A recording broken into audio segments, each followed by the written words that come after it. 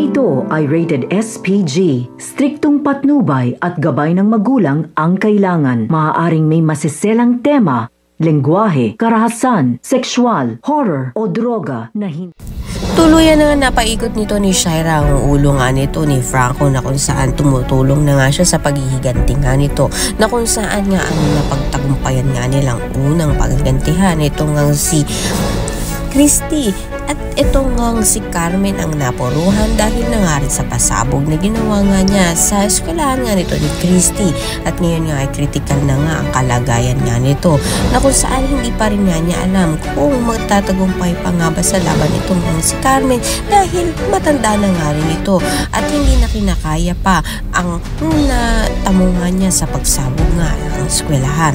Kaya naman ng hindi rin nagtagal ay nag-arrest na nga rin itong si Carmen na kung saan masamang balita nga ang minilita nga ng doktor na dito nga ay hindi na nga kinaya nito ni Carmen. Ito na nga kaya ang malungkot na pangyayari dito nga kay Christy sa ginawa nga nito ni Shaira.